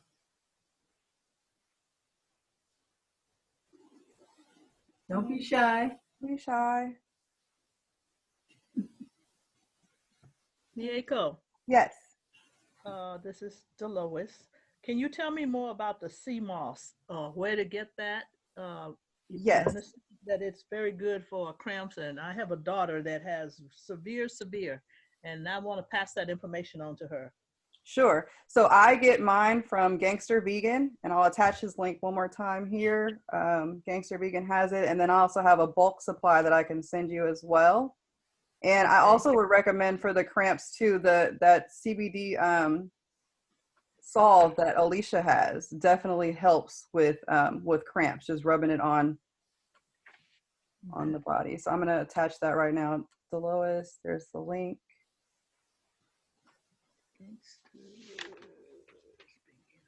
Yeah, so he sells it, and you can, and with sea moss, you can take it as a powdered form. You can soak it and make a sea moss gel, which lasts like almost 6 months in a mason jar in your refrigerator. You can just take a spoonful of it out and put it in your smoothie, put it in your water, put it in your food.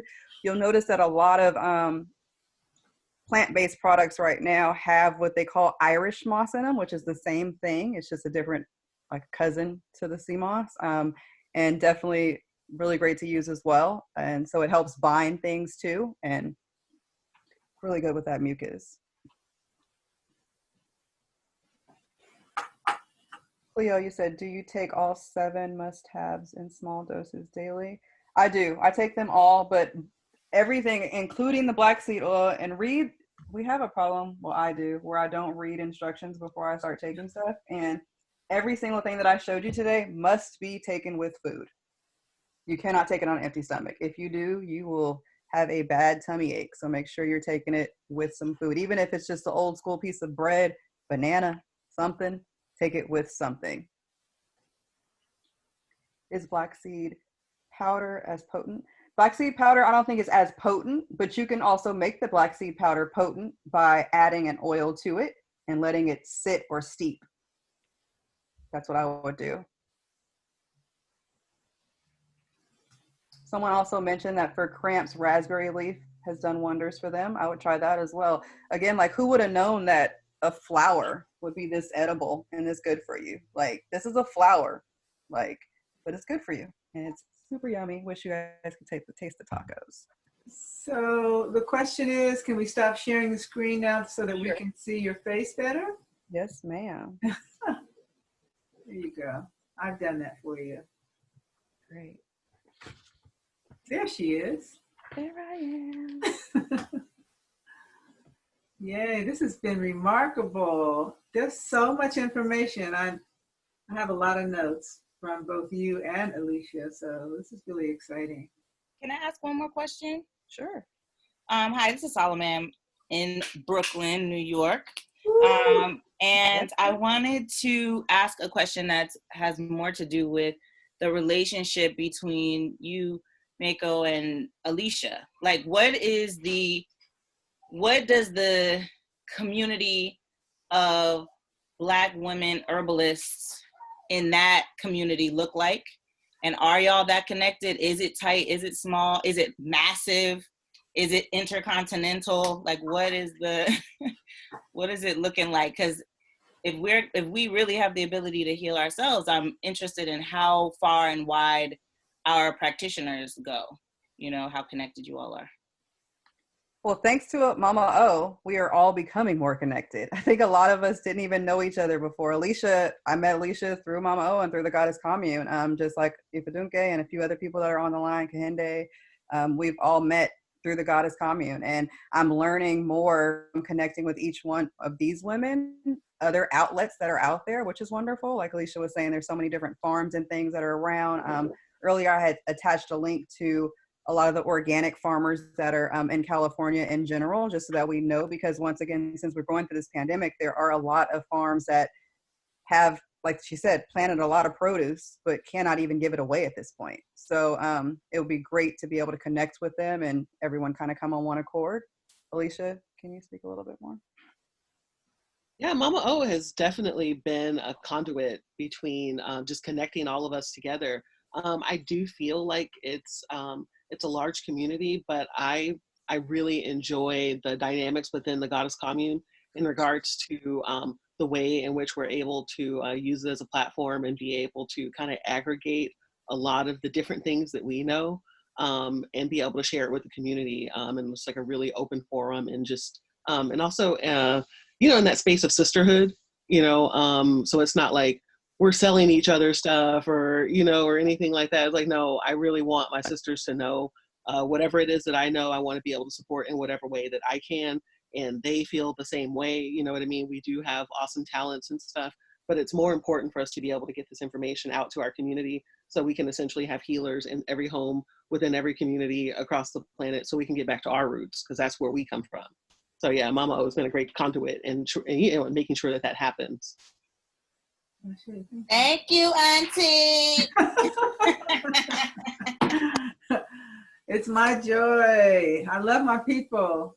Yes, thank you so much for the connection. I'd say that with joining all these different women, everyone has been super welcoming, which has been great to see. At first I was a little standoffish because, you know, sometimes you just never know how women can interact, but you have made it very welcoming. And every individual that I've connected with from the Goddess Commune has been very helpful. Like sometimes I'll text Alicia out the blue, like, Alicia, what can I use this for? Or my dad's going through this, like, what do we need? Like, and it's great to be able to do that right now, because again, we can't trust everything that's on Google. Like there's just so much information out there. We can't trust everything that's on Instagram or on Facebook. Like just because it's a pretty post doesn't mean it's the truth. So to be able to have these connections and have someone like Alicia, Kahinde, and Kayomi, and everyone that's on here be able to be okay with us reaching out whenever we need to has been super helpful, because you just don't get that all the time.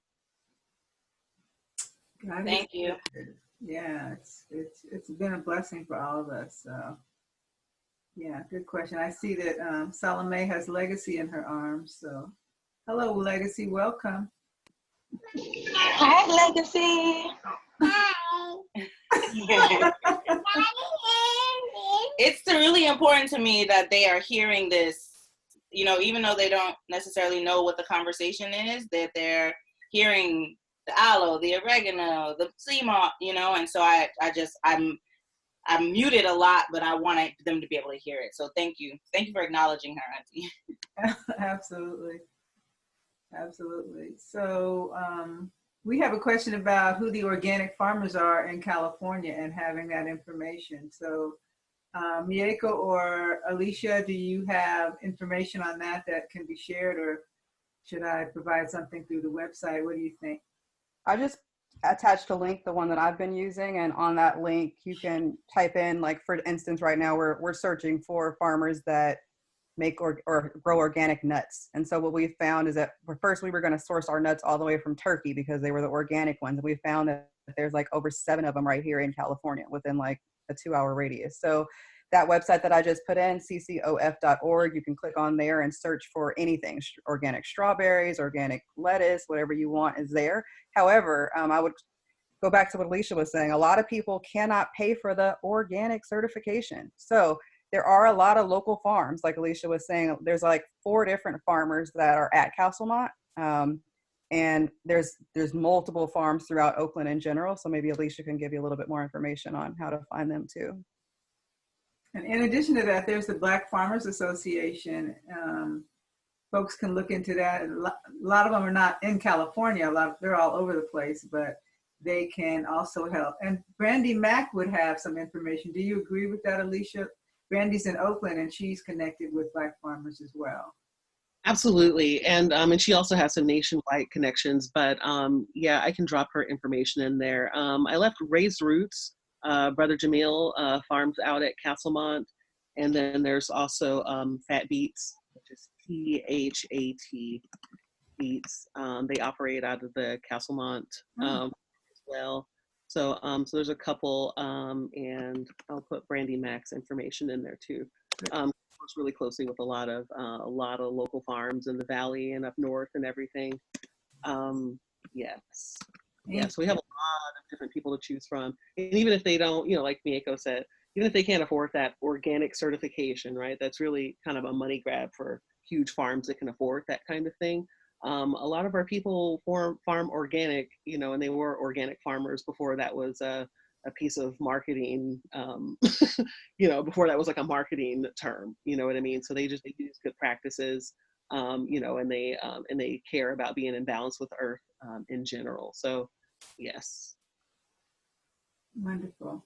Yeah, I agree. There's lots of farmers around here. And if you just drive around throughout Oakland right now, you will notice a lot of different little farms that pop up. And there's so many different ones within different communities, and they welcome you to come in. A lot of the stuff is free at sometimes that you go by. Sometimes they charge you a little bit of nothing. And also just speak to your neighbors. Like right now, since we're on quarantine, like I don't knock on anyone's door, but if I go to take my trash out in my neighbor's in his yard, I say, hey, can I have some lemons? Or, my friend Artenisha, she has a lemon tree in front of her house. Like, monopolize on what's in our communities. Like I said, do a neighborhood scavenger hunt. Sometimes my daughter, when she wants to go outside just to go for a walk and get out of the house, she walks through the neighborhoods, and we find out that there are aloe trees, there are these cleaver plants, there's rosemary trees. Like, take advantage of it, because no one's using it. It's there for us to eat. It's there to purify our homes. Like, take advantage of what's right there, because when you buy it in the store, of course, it's a lot more expensive.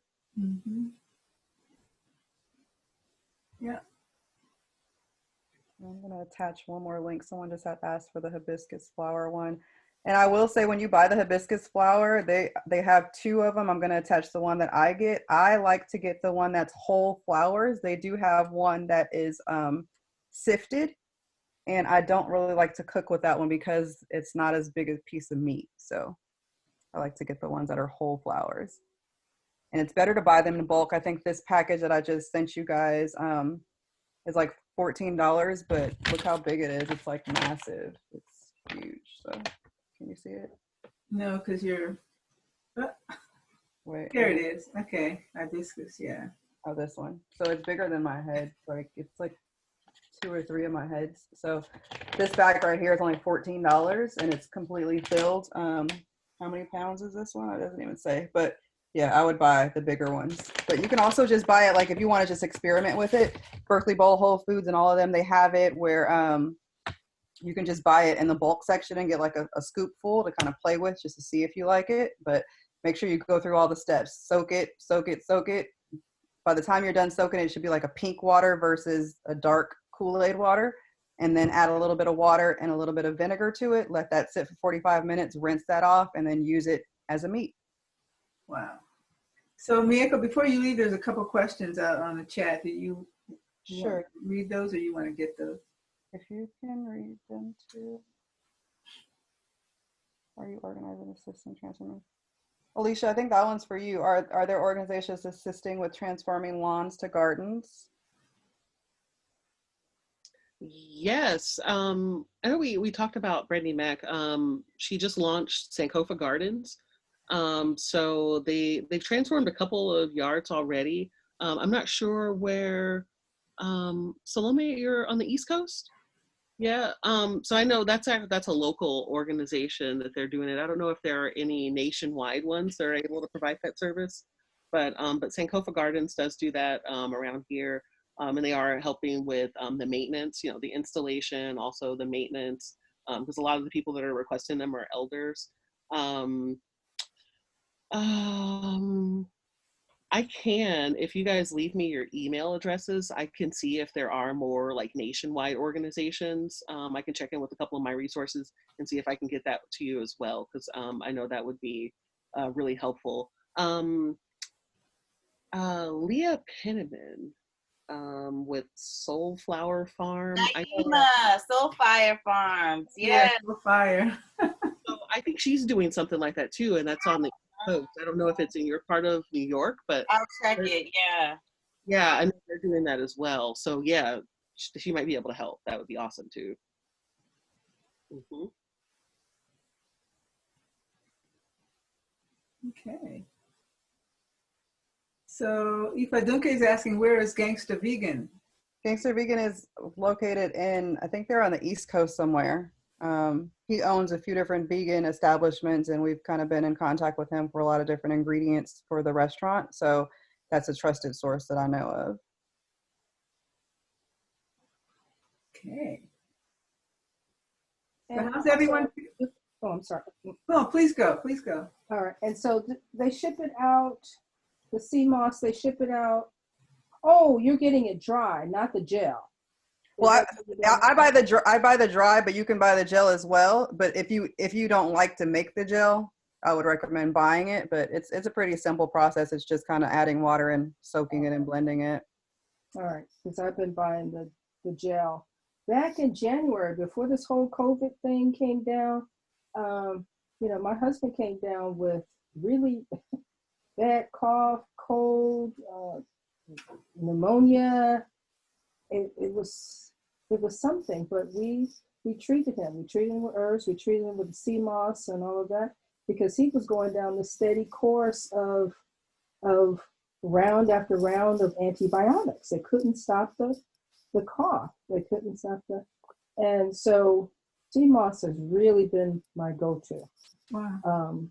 And now that COVID has kicked up, then we amped, but we've been finding it local because I was concerned, but already in a gel is how I've been buying it to help. And then it also helps when we look at the foods that we're consuming that promotes the mucus, right? So yes, we were really concerned about my husband because he's been a vegetarian for 30 years. So it's like, how could this be happening? But he does work with veterans, some of which are homeless or whatever. But since we've gotten into this COVID thing, there have been some reports that people were wondering, where there was a wave of us who got this cough, cold kind of thing back in January, February. But it definitely hit my household. I know a few people. I think Artanisha's on the line right now, and no, I'm on mute. I was talking to. I was just saying, even in December. Yeah. Right. Aren't you sick as well? Yeah, I was really sick. I'm pretty sure I had whatever it was. Yeah.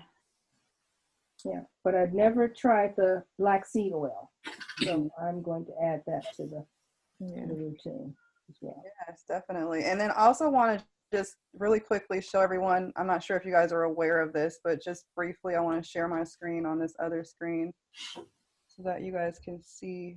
Here we go. I want you guys to know, you guys didn't ask for this, but I want you guys to know what's in your water. This is Oakland water right now. So I got a report for Oakland water just to make sure that I was buying the right filters and things for the restaurant and everything else. Right now we have about almost 12 different things that are in our water. Chloramites, chlorine, lead, herbicides, pharmaceutical, metal, nitrates, fluoride. These are all the things. This is the percentage right here of all the things that are in your water. This is why I say don't drink the tap water. This is why I say don't brush your teeth with the tap water. This is why I soak all of my beans, soak all of my nuts, cook with only reverse osmosis or distilled or filtered water. Filters only cost you, sometimes you can get them for like $30, $40. I'll add some of them to the chat. This is one called Ion Faucet that you can go to. Ion Faucet has them, and you can buy a few filters. They'll tell you, recommend what kind of filters to get things out. For those of us who are vegan, know that some of the filters do have bone char. I talk about bone char a lot with the stuff that I do because bone char is also in sugar. And the bone char that is in this filter particular is cow bones. And so cow bones are needed to filter some of this stuff out, but there are other filters that you can get. So just make sure that you guys are aware of all of this stuff, because we don't want to feed this to our children, to our elders. Yeah, this is, what I'll also do is I'll attach this to the Zoom right now so that you guys can have a copy of this, because anyone that's in Oakland or San Leandro all the way to Berkeley, this is what's in your water. So I want everybody to just be aware.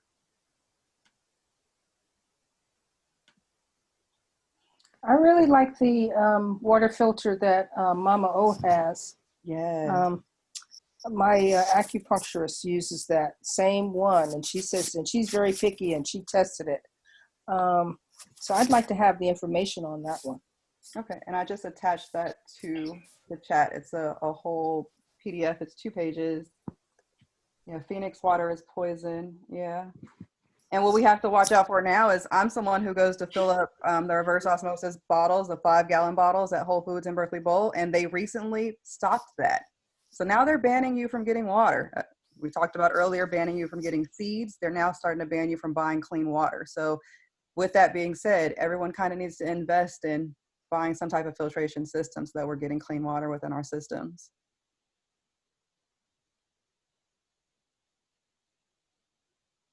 Yeah, it's definitely more profitable for people to be sick, of course. That's why they shut down the place that was serving vitamin C and vitamin D3 to cure corona.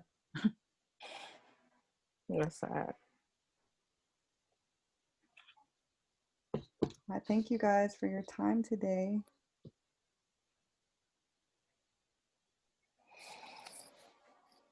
Mama O, are you there? Yes, apologies. I was trying to make sure I had the right spelling for the water filter, so I ran downstairs, and let me give it to you. Was that the only question? Yes, I think that's the only one on here. Oh, here we go. Oh, I should put water filter for alkaline. Okay. There we go. It's a great product, so yeah. Yes, let's keep our people healthy, Alicia. Thank you for saying that.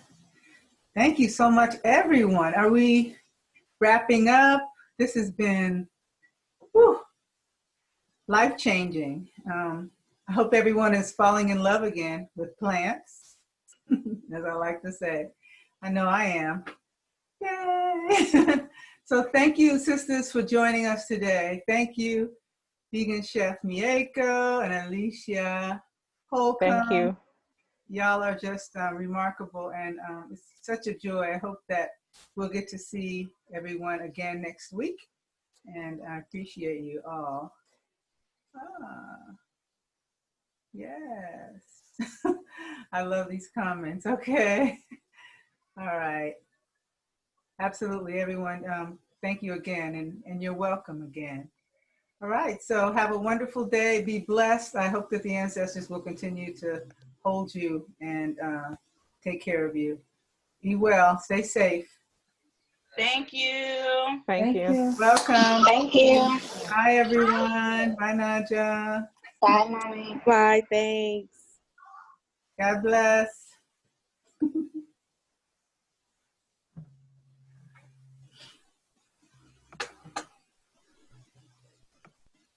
Thank you for having us. Of course. Yay.